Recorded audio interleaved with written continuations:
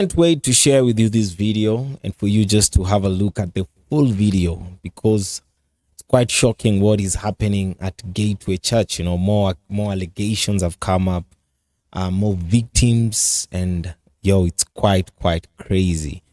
So I've also featured a celestial prophetess because she'll be sharing some very dark secrets on why these people actually go after kids, the main reason why that happens. And also I've featured a bit of Erica documentary just for you to have a look at some in-depth in this thing and exactly what the Bible says. So this video is connected to each other from the start of the video to the end. There's a long chain. It's a whole connection. So make sure you watch the whole video for you to grasp everything, for you to have a grasp of everything, because there's so much in this video, but it's quite life transformational. I assure you it is. I'm telling you the truth.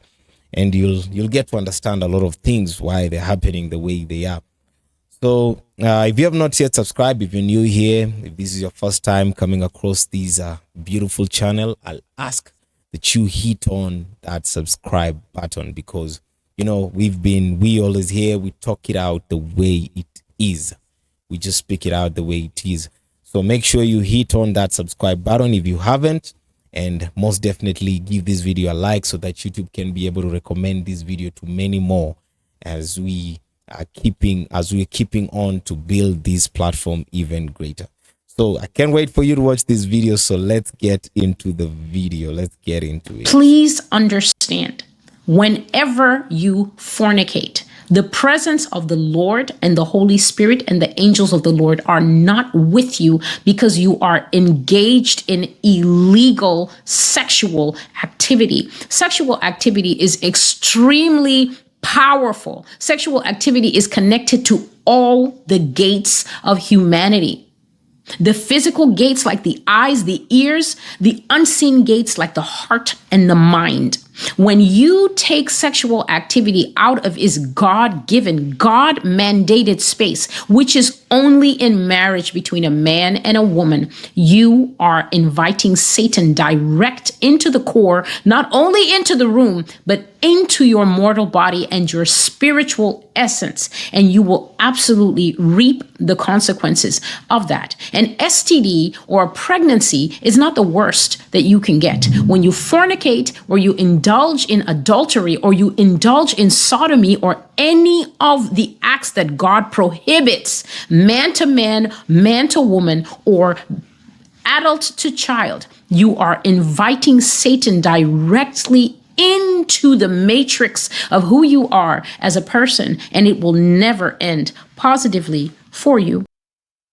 And that's quite true right there, because I remember there's a story I was actually reading of a certain guy who was raped by a gay. That guy wasn't gay, but now they dragged him and everything, and then now they raped him. So later on, this guy didn't press any charges or anything. He tried to cover it up for them, how it happens and all that. But later on,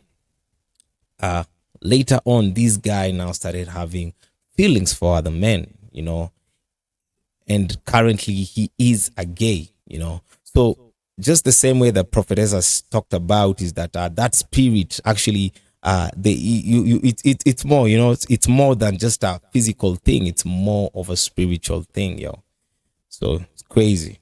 I want to begin with newly obtained court documents showing Gateway Church has recently settled multiple lawsuits. One includes allegations of child sex assault by a member of the church. And you might remember this comes after a separate incident that we told you about, where the Gateway founder and pastor Robert Morris was accused of sexually assaulting a child in the 80s. Our Aaron Jones with what we know so far tonight.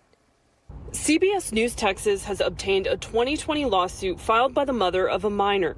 She says her daughter frequently attended worship services and participated in ministries and church-sponsored or organized functions.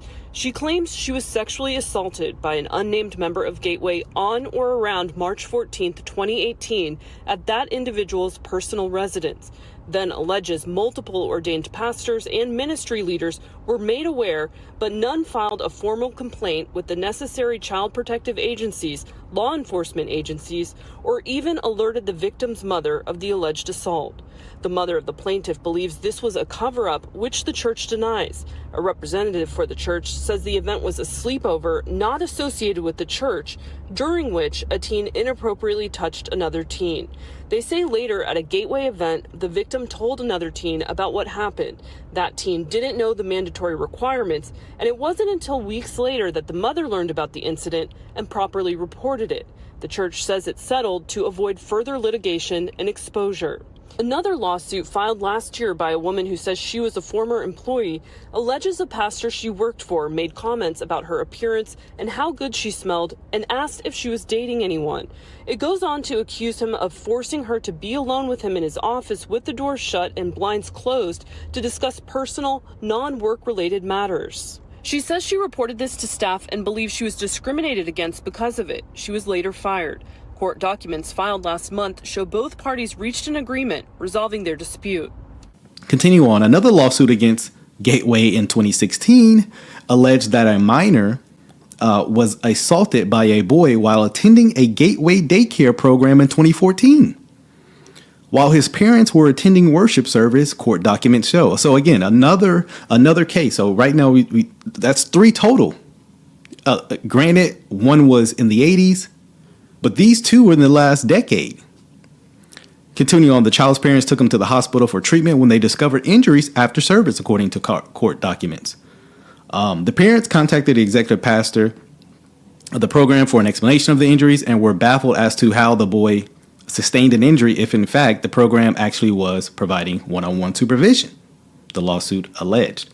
The child's parents contacted another Gateway employee in 2015 who said the child's injury was the result of the boy's second assault while in the program, according to the lawsuit. So this was not an essay.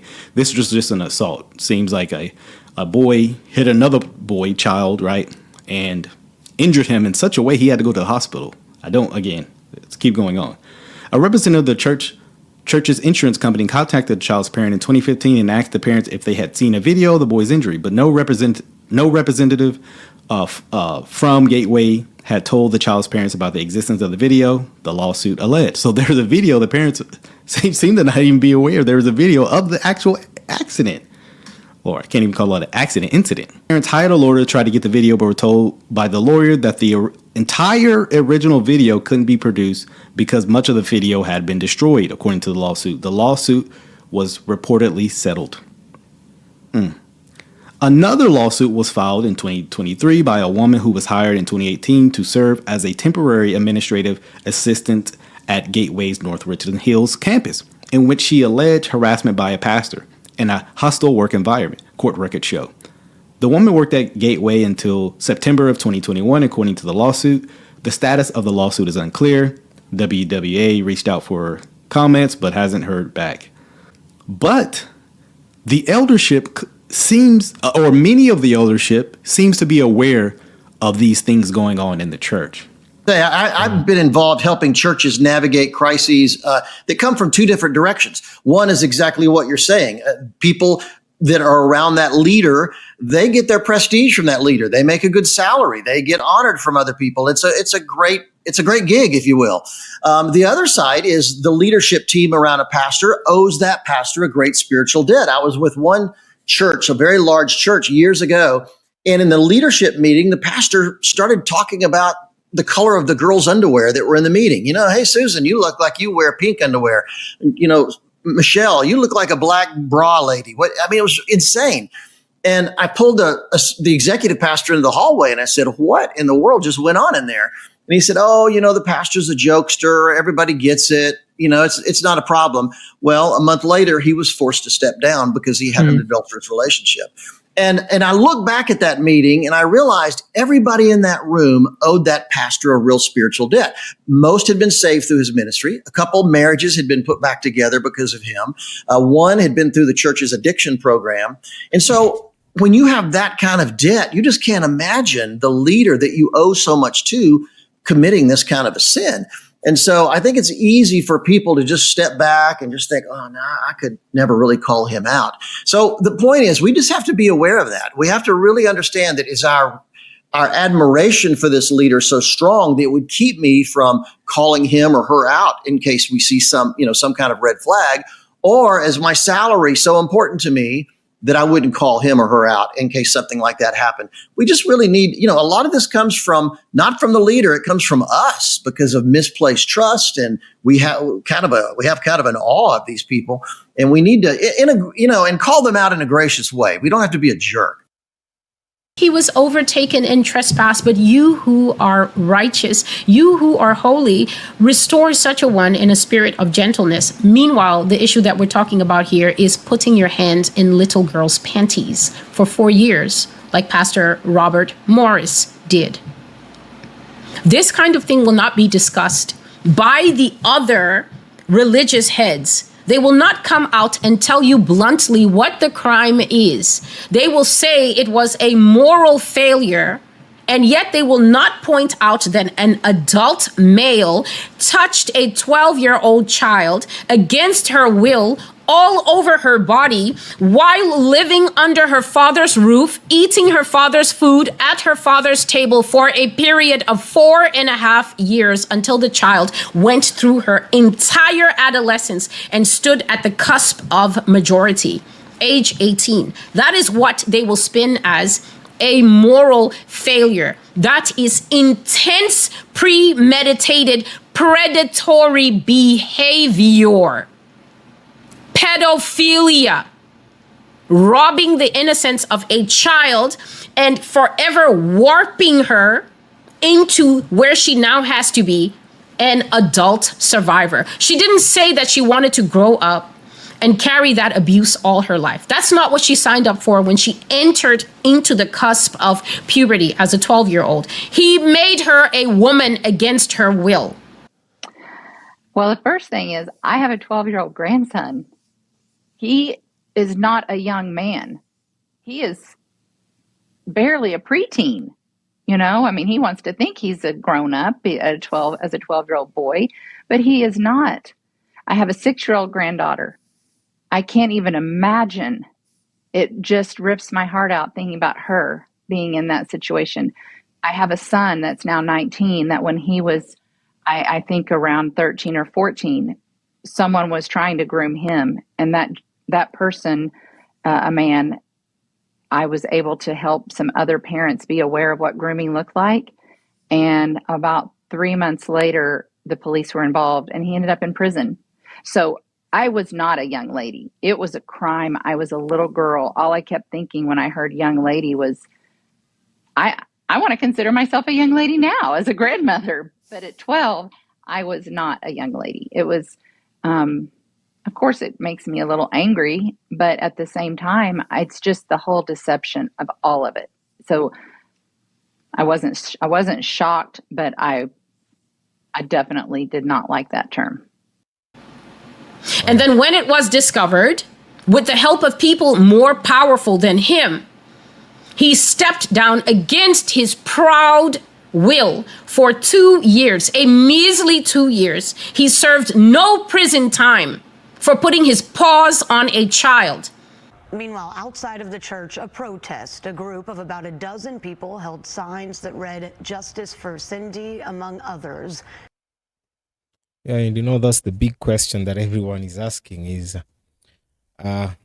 Cindy really going to get justice out of this? Are we going to see a day that probably Pastor Robert Morris is going to get arrested, or what? Is he going to be charged for this? Because currently there's nothing that has been that substantial. It is not even only with Pastor Robert, but even if you go back in terms of history, you'll just see it's almost just the same thing, So that is the cry of so many. That's why you can see these protesters there.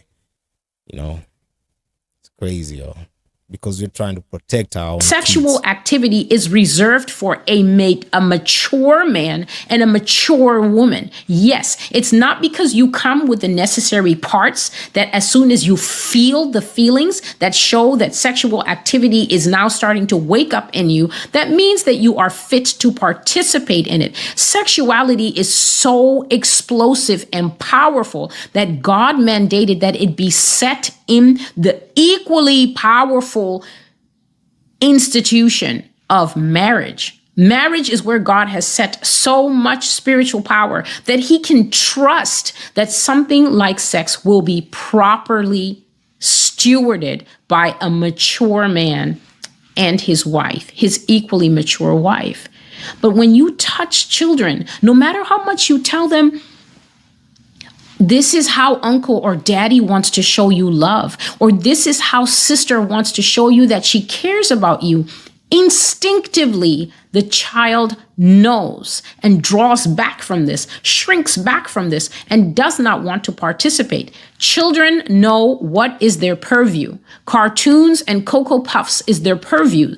Being touched by adults is a crime and a sin, and God will repay it to every single person who does this. Don't ever think that you will escape. Don't ever think because the police haven't found you yet, or that nobody knows about it because you're part of some power enclave that can do this and hide it and suppress it. In the last days, God will repay to each person, whether it is sexual immorality, a lie you told that got somebody put in jail, whatever it is that you did, God will repay you to the fullest what you have done. He will repay you, as I always say on this channel, with exactitude, which means not a measure more than you deserve and not a measure less than you deserve. Wow. So, yeah, we're looking for, because it seems like the system might not give justice to the victims, but so let's listen to this. This is from Erica documentary. It's quite profound here, and they're sharing some scriptures. Straight gate. For wide is the gate, and broad is the way that leads to destruction. By the way, there's a street in New York called Broadway. That's just beside the point. I digress, forgive me. And many there be which go in thereat, because straight is the gate, and narrow is the way which leads unto life, and few there be that find it. Few there be. So if you're at a mega church where you're listening to a watered down gospel, you have reason to be worried, because broad is the way. Many there be that go therein. And then he says, few there be that find. So it's a narrow path that we're on, and there's few of us who actually find it. And then he goes on and says, beware of false prophets, which come to you in sheep's clothing, but inwardly they are ravening wolves. You shall know them by their fruits. Do men gather grapes of thorns or figs of thistles? Even so, every good tree brings forth good fruit, but a corrupt tree brings forth evil fruit. A good tree cannot bring forth evil fruit, neither can a corrupt tree bring forth good fruit. Every tree that brings not forth good fruit is hewn down and cast into the fire. Wherefore by their fruits you shall know them. He says, not every one that says unto me, Lord, Lord, shall enter into the kingdom of heaven, but he that does the will of my Father which is in heaven. That's why I kept on saying, the church attendance, that whatever church you attended, that means nothing in the grand scheme of things. I mean, go to a church, yes, fellowship, yes, worship, the corporate anointing is wonderful, fellowship, that's wonderful, be involved in ministry, that's all wonderful, but that's not what he required. He said, he that does the will of my Father which is in heaven. So if you're committing secret sins and you're attending church, you're only deceiving yourself. You're not deceiving the spirits, you're not deceiving demons or fallen angels or the cherubim or the angels of heaven or God himself or even the devil.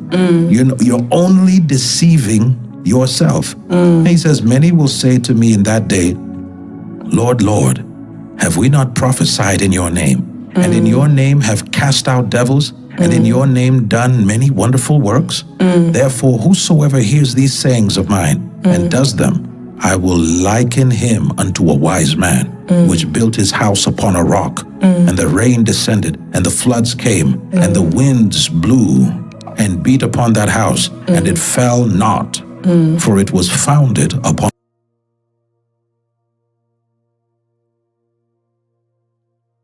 Quite which is amazing integrity. scriptures. The firm foundation is the integrity of truth. His word is truth. So when we see this infiltration in the church, yeah. it functions by the protocol of compromise. The enemy needs church members to compromise. So in other words, every church member should now consider his own life, his or her own life. Are you in leadership in a church? Are you praise and worship leader? Are you a pastor, but you have secret sin? You're only deceiving yourself. Cut it off. It's better that you cut it off. Cut off sit down. Separate yourself from ministry for some time and get your life back together, because you're only deceiving. You're being used by the devil to destroy the church. If there's secret sin in the minister, his message may be correct, but the energy that is imparted to the congregation is his secret lifestyle. And that's why Satan loves it when compromised ministers stand up on the platform to speak. Yes. And there was one major pastor, I'm sure there's a bunch of them, but there was one that was like really big in Nairobi, and the scandal was huge. And he even refused to step down, and this man was accused of, and the proof was out, and the mistress came forward, and the baby's there, and it's just a mess. And he refuses to step down and says, no, you guys are preaching perfectionism. And it's like, what do you mean preaching perfection? That's exactly what Jesus said. Jesus said, be ye perfect, even as your Father in heaven is perfect. That's Matthew chapter 5, the last verse. So it's this strategy of infiltration is a big deal. Yeah. And he tried many times to tell his mother the things that happened to him whenever he would go to church, but she never believed him. And as a result, the little boy stopped speaking of it. Now, while he was on this altar, the thoughts this child was having was, why didn't she believe me? And I saw the reason why the boy had stopped speaking to his mother. She kept telling him that the things he was saying were extremely offensive against the fathers. She kept telling him that he would lose a favor and he would no longer be acceptable as an altar boy in training if he continued to come up with such lies and such strange things as he was saying. She told him he would be removed from his cassock and another boy would take his place if he kept making, and I quote, baseless accusations against the elders.